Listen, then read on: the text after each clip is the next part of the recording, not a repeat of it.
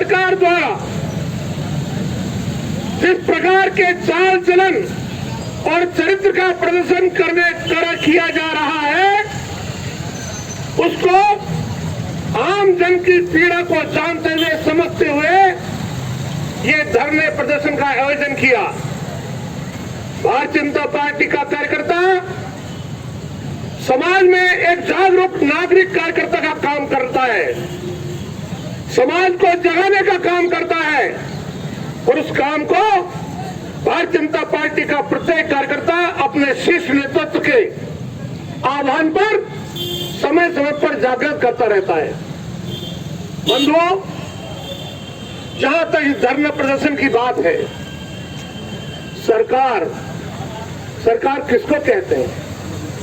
सरकार यदि देखनी है तो सरकार देखो, भारत के प्रधान सेवक के नेतृत्व में चलने वाली नरेंद्र भाई मोदी की सरकार,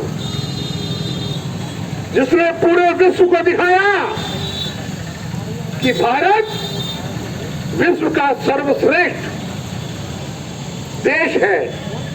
भारत मां को वो सम्मान दिलाया जिस सम्मान के लिए मां भारती विगत 50 वर्षों से परेशान थी, तरस रही थी। राजस्थान की सरकार, ये सरकार है, 5 साल तक या तो सरकार के नुमाइंदे सड़कों पर लड़े हैं, या उसके बाद 5 साल तक होटलों में ऐशो आराम किए।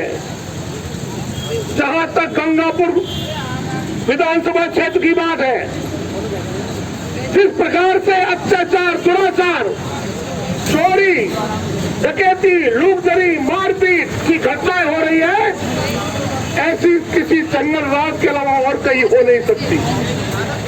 गंगापुर शहर में आपने देखा होगा, यहाँ के जागरूक हमारे पत्रकार बंधु, मीडिया कर्मी यहाँ खड़े हैं। आप सबने देखा होगा कि आज से 4 साल पहले भारतीय जनता पार्टी की सरकार जब राजस्थान में हुआ करती थी, तो विकास खुली आंखों से ही नहीं, बंद आंखों से भी विकास दिखता था।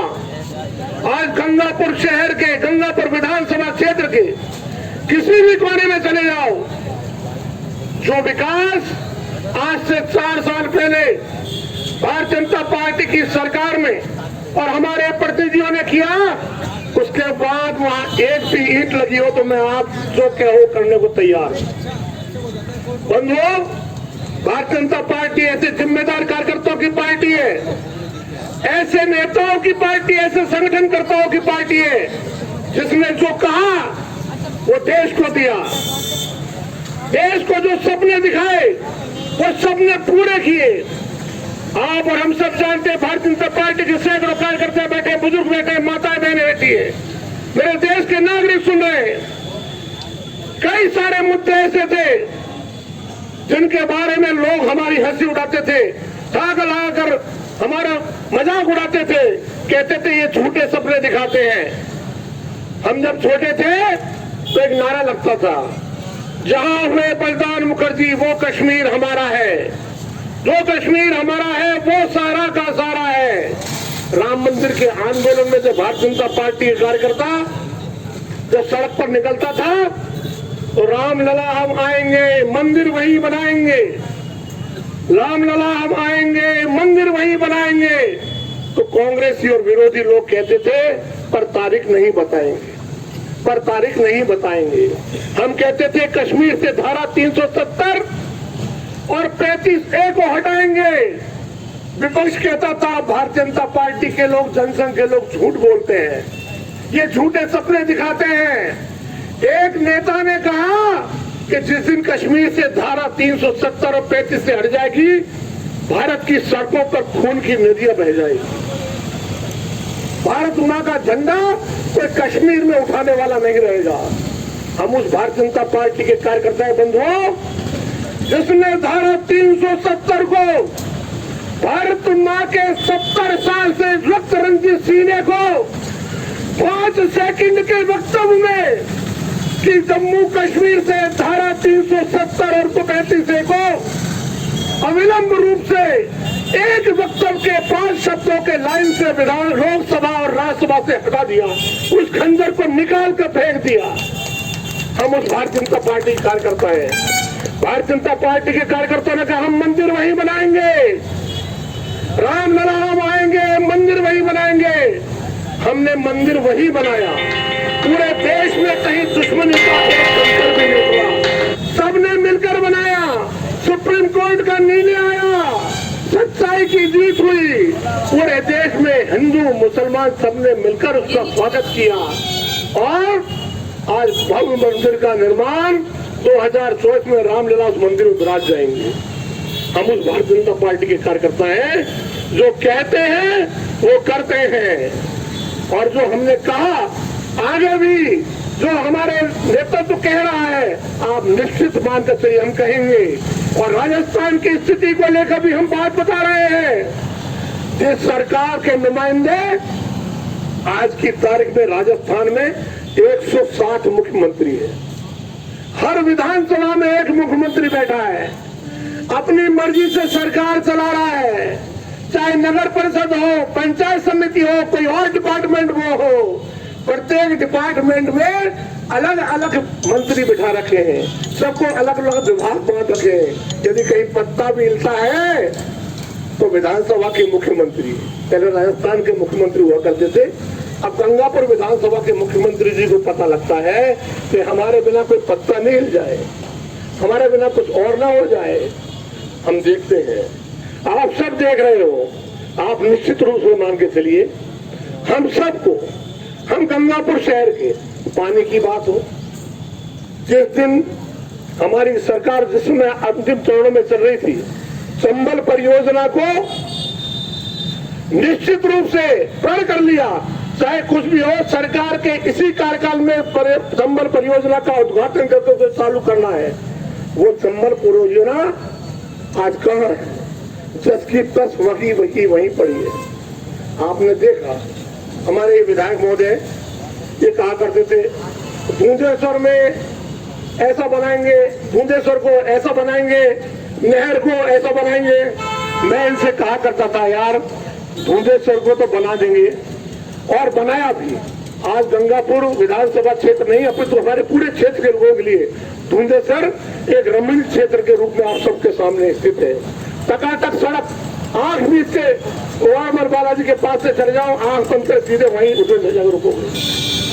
नहर का जो प्रोजेक्ट है, मैंने कहा भाई साहब क्यों सरकार का पैसा बिगड़वाते हो, इससे कोई फायदा होने वाला नहीं है। आप कमाल कर रहे हो, करोड़ रुपए बचत है, इसमें पैसे कहां से आएगा।